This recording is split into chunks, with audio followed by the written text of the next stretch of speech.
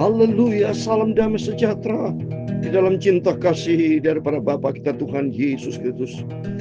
Dan sekali lagi saya ucapkan selamat Hari Raya Idul Fitri. Mohon maaf lahir dan batin kepada semua saudara-saudaraku yang saya kasih dan dicinta oleh Tuhan. Yang saat ini adalah Hari Raya Idul Fitri bagi semua saudara-saudaraku yang tadi pagi sudah melaksanakan sholat Id. Dan kita semua hidup di dalam kasih Tuhan. Kita masing-masing bersilaturahmi dan berkata, mohon maaf lahir dan batin. Sebab setiap kita tidak terlepas dari dosa dan salah. Kita minta ampun kepada Tuhan dan saling memberikan maaf. Dan hidup di dalam kasih Tuhan. Hiduplah di dalam kebenaran firman Tuhan. Dan puji Tuhan, kita membaca sebelum kita berbaring tidur. Kita membaca Alkitab di dalam Lukas pasal 1 ayat 67 sampai 80. Di sini dikatakan penuh dengan Roh Kudus. Biar Roh Kudus kan tuntun kita. Supaya kita hidup penuh dengan Roh Kudus, ada kasih Tuhan. Kalau kita ada Roh Kudus, hidup di dalam kebenaran Tuhan. Karena Roh yang kudus dari Tuhan berkuasa dalam setiap langkah hidup kita. Supaya kita tidak kuasa oleh kedagingan kita, emosi kita, egois kita, tidak. Tapi dikuasai Roh Kudus. Sehingga kalau kita berjalan di dalam firman Tuhan, dipimpin Roh Kudus, hidup kita menyenangkan hati Tuhan Yesus. Saya Pastor Yakob Rahmat akan menyanyikan pujian ini. Peganglah tanganku ya Roh Kudus, haleluya. Setiap hari, amin, haleluya. Ku tak dapat jalan sendiri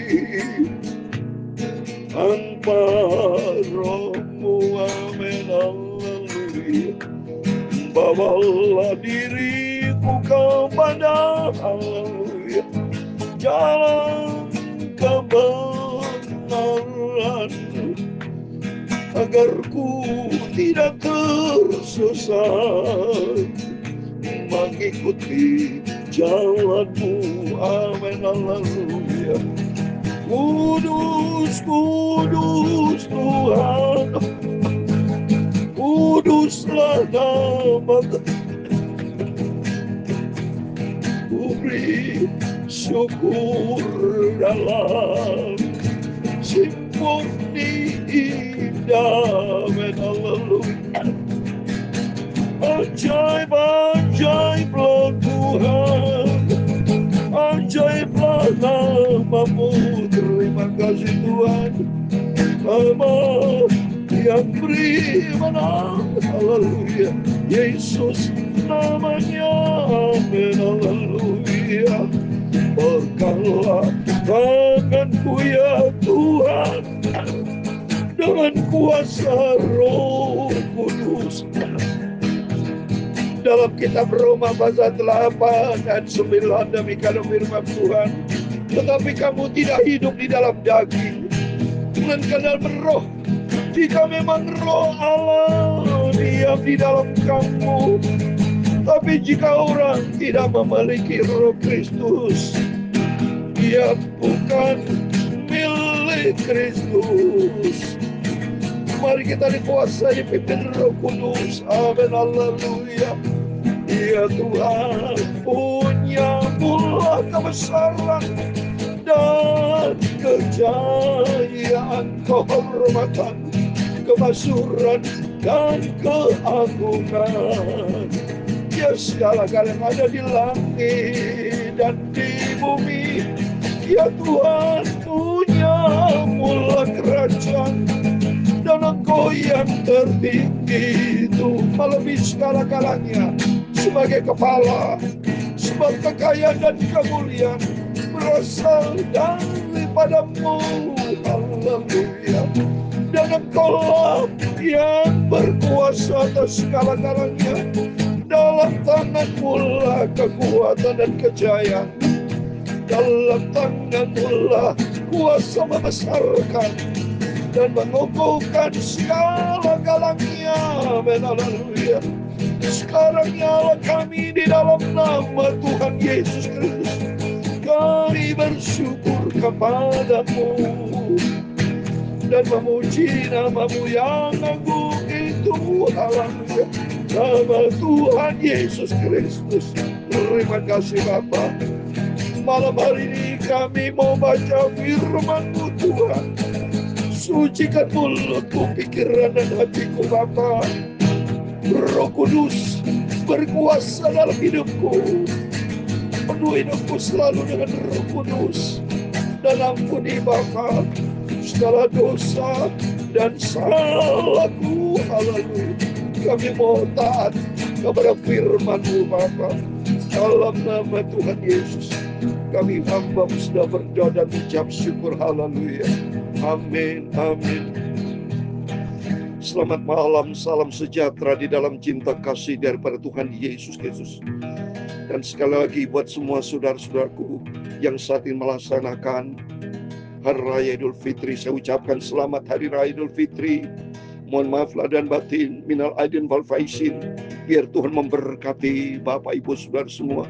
Kita saling mengasihi, bukan saling membenci. Lepaskan kita, fitri artinya hati yang dibersihkan. Dibuang segala perkara-perkara yang kotor. Kita buang semuanya. Yang ada di dalam hati kita kudus. Ada kasih Tuhan, ada damai sejahtera, saling memaafkan, saling mengasihi, dan kita hidup rukun damai. Dan Indonesia diberkati sama Tuhan. Termasuk perang berhenti itu. Iran, Amerika, Israel duduk rukun. Ada fitri, ada damai sejahtera, ada kasih Tuhan. Tidak boleh dendam, dengki, benci. Semuanya sudah berlalu. Mari kita mau hidup rukun, hidup di dalam kasih Tuhan. Dan mari sebelum kita berbaring tidur, kita mau hidup di dalam firman Tuhan. Kita mau baca firman Tuhan dalam Roma pasal 8 ayat 9 dikatakan tadi. Tetapi kamu tidak hidup di dalam daging, melainkan dalam roh. Jika memang roh Allah diam di dalam kamu. Tetapi jika orang tidak memiliki roh Kristus, ia bukan milik Kristus. Jadi artinya kata firman Tuhan, tetapi kamu tidak hidup di dalam daging, jangan ikuti daging. Kalau kita daging, kita emosi, berantem, benci, dendam, dengki. Hal yang buruk itu daging bisa menyebabkan dosa. Tapi kalau kita mau hidup di dalam pimpinan roh Tuhan, kita buang itu perkara-perkara sifat kedaging, egois kita, saling benci, saling dendam, balas dendam. Wah, tidak boleh itu, saudara. Ya, makanya pentingnya kita roh Allah, roh kudus. Ya, rohullah ada di dalam kehidupan kita. Kalau tidak orang memiliki roh Tuhan, roh Kristus, ia bukan milik Kristus. Karena pasti dikuasai oleh iblis. Karena kita mengenal ada 3 jenis roh. Roh Tuhan, roh Kristus, roh Kudus, roh Bapa, roh Allah, roh Yesus, sama itu semua. Ada roh kita sendiri, kita punya roh. Dan juga ada kuasa iblis, roh iblis. Jika seorang tidak dikuasai roh Tuhan, dikuasai oleh roh iblis. Karena kedagingan kita bisa diincar dengan iblis, saudara. Jelas itu. Karena dalam 1 Petrus 5 ayat 8, iblis itu seperti singa mau mencari siapa yang bisa ditelan. Tapi untuk itu perlunya kita malam ini sebelum kita berbangun tidur. Tadi pagi kita dipimpin oleh firman Allah, baca Alkitab. Tiap hari, tiap saat kita dikuasai oleh firman dan Roh Kudus.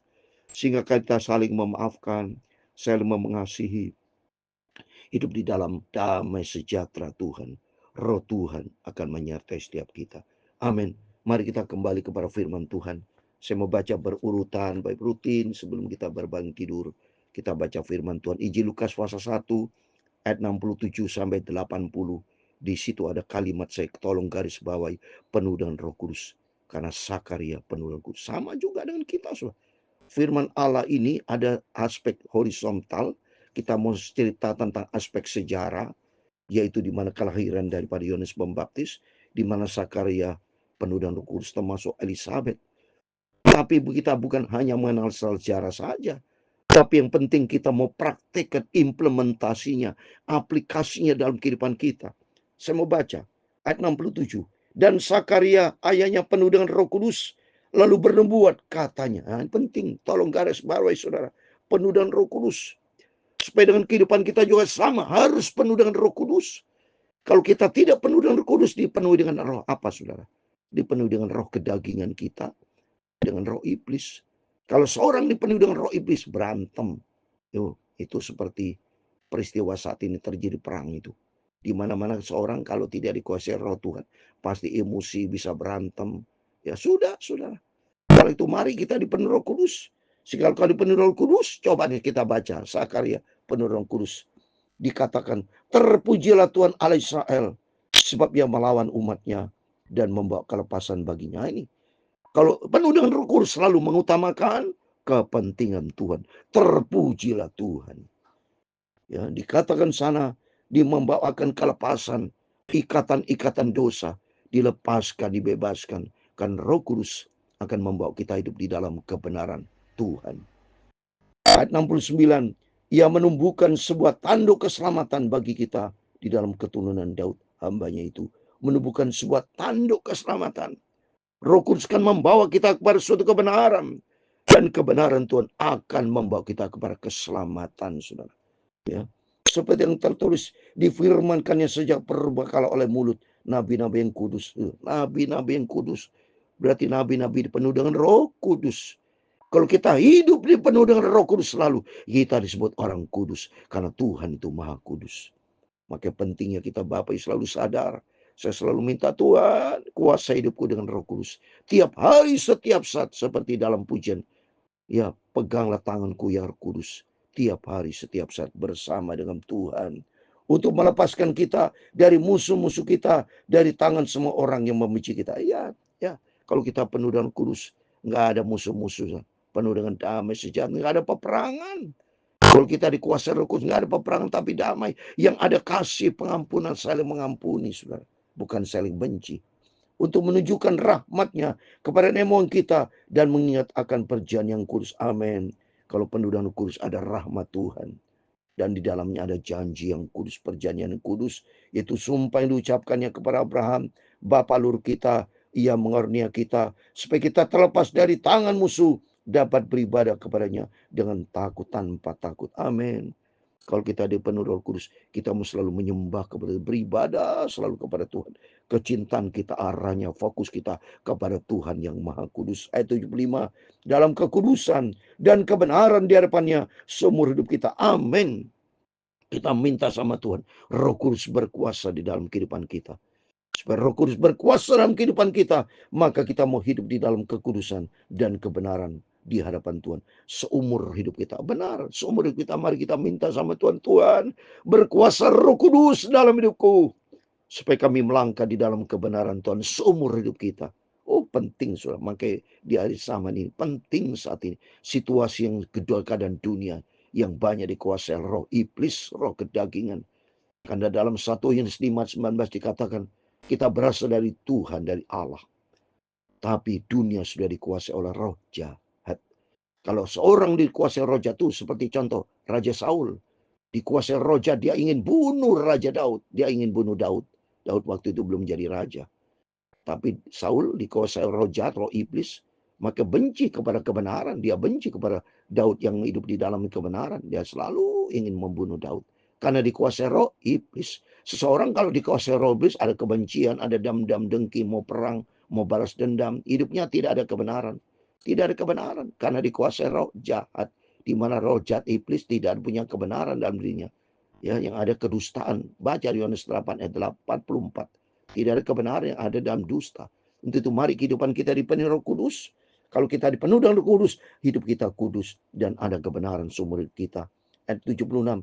Dan kau hai anakku akan disebut Nabi Allah yang Maha Tinggi, karena engkau akan berjalan mendalui Tuhan untuk mempersiapkan jalan baginya. Amin.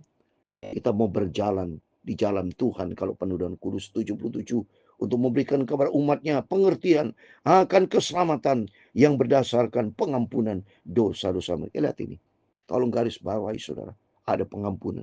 Kalau seorang dipenuhi Roh Kudus, ada pengampunan. Karena Tuhan itu sudah mengampuni. Maka Tuhan selalu penuh dengan pengampunan kepada kita. Karena Allah itu kudus. Coba kalau bayangkan kalau seorang tidak ada kudus, nggak ada pengampunan, saudara. Kesalahan dibalas kesalahan. Kejahatan dibalas dengan kejahatan. Yang ada adalah dosa.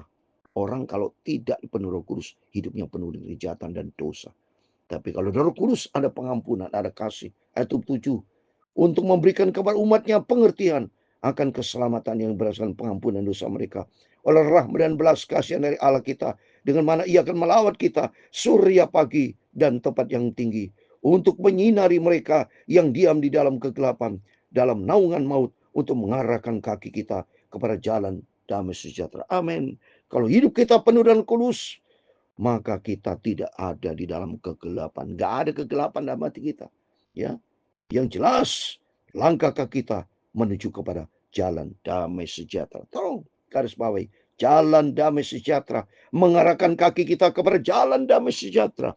Kalau hidup kita penuh dengan Roh Kudus, maka Yohanes Pembaptis dipakai Tuhan. Maka papanya penuh dengan kudus, mamanya Elizabeth penuh dengan kudus, anaknya penuh dengan kudus. Kehidupan kita penuh dengan kudus. Ayat 8 terakhir. Harapan anak itu bertambah besar, makin kuat rohnya, dan ia tinggal di padang gurun sampai kepada hari ia harus menampakkan diri kepada Israel. Amin. Kuat rohnya. Karena rohnya, roh dikuasai roh iblis, roh dikuasai roh kuasai dikuasai roh kudus. Mohon maaf tadi salah ngomong. Ya saudara, kan iblis selalu akan mengganggu manusia. Tapi kehidupan kita akan penuh Roh Kudus. Roh kita, kuat kita dikuasai Roh Kudus. Kita melangkah di dalam kebenaran Tuhan. Dan kita jauh dari dosa, jauh dari perbuatan-perbuatan gelap. Itu mari kita berdoa buat setiap kita. Buat bangsa Indonesia kita cintai. Surat Indonesia kita cintai. Mari saudara-saudaraku, supaya kita sesama bangsa dan tanah air, kita sesama saudara, minta sama Tuhan supaya setiap kita dipenuhi Roh Kudus, jangan dikuasai roh kedagingan. Kalau kita dikuasai Roh Kudus, pasti ada damai, ada fitri dalam kehidupan kita. Ya, makanya dikatakan hari raya lebaran, selebar-lebarnya kita penuh dengan damai, selebar-lebarnya kita saling memaafkan, tidak boleh dendam, dengki, benci, nggak ada, saudara-saudaraku. Yang ada kasih Tuhan, ada damai sejahtera. Biar Roh Kudus berkuasa dalam setiap kita. Kita semua diberkati sama Tuhan. Peganglah tanganku Roh Kudus, haleluya. Setia bagi, amin, haleluya. Ku tak dapat jalan sendiri tanpa Rohmu. Mari aku mau berjalan dipimpin Roh Kudus. Berkuasalah ya Roh Kudus, haleluya. Berkuasalah dalam setiap langkah hidupku.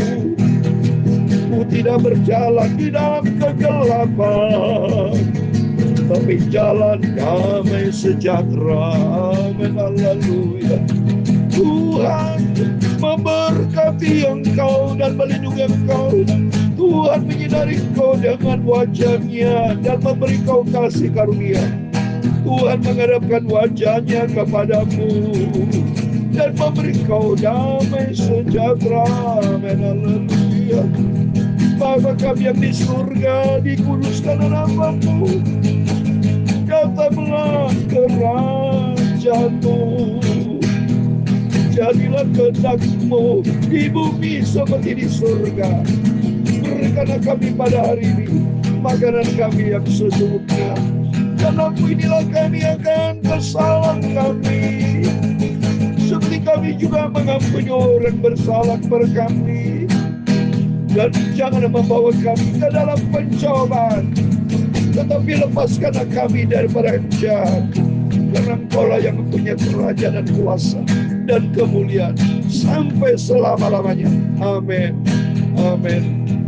Selamat malam. Sekali lagi saya ucapkan hidup penuh dengan Roh Kudus, sehingga kita katakan mohon maaf lahir dan batin, karena ada Roh Kudus saling memberikan maaf penuh dengan cinta kasih. Dan Tuhan akan memberkati Bapak Ibu Saudara semua. Tuhan bersama kita. Immanuel. Puji Tuhan.